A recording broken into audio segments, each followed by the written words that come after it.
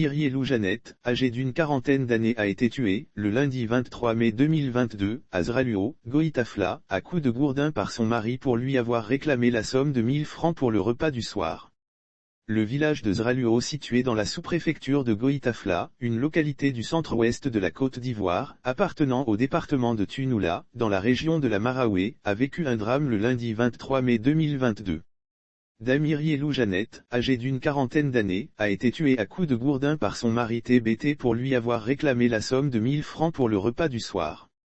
Le fils aîné engage les hostilités avec son père en réclamant l'argent du repas du soir, à en croire Soir Info qui livre cette information. Le jour des faits, le père de famille TBT, de retour du champ, n'a même pas le temps de déposer ses outils de travail qu'il reçoit un comité d'accueil hostile dirigé par son fils aîné.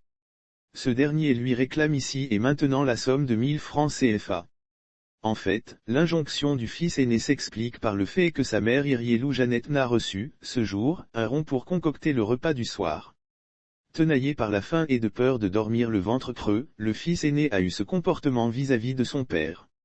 Dans un premier temps, le père TBT n'accorde aucune importance particulière à cette demande inattendue de son fils aîné.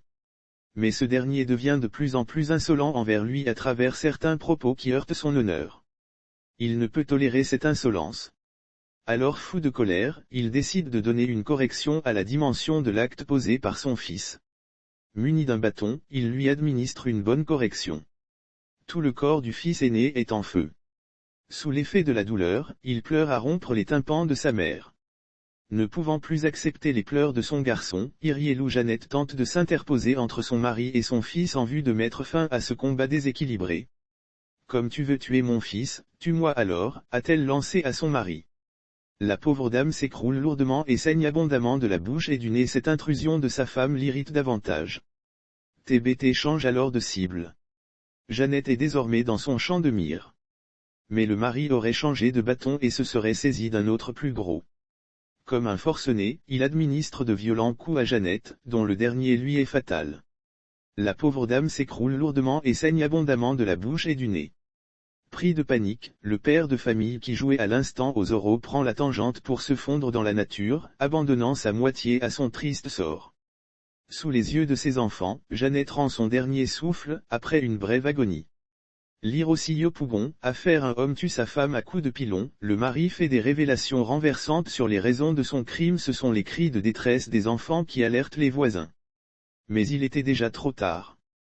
Saisi par les parents de la défunte et le chef du village, la gendarmerie territoriale de Goïtafla ouvre une enquête le jour du drame. 3 jours plus tard, le fugitif se livre aux enquêteurs. Il a été transféré au tribunal de première instance de Bouaflé pour être jugé. Sauf autorisation de la rédaction ou partenariat préétabli, la reprise des articles de l'infodrome.com, même partielle, est strictement interdite. Tout contrevenant s'expose à des poursuites.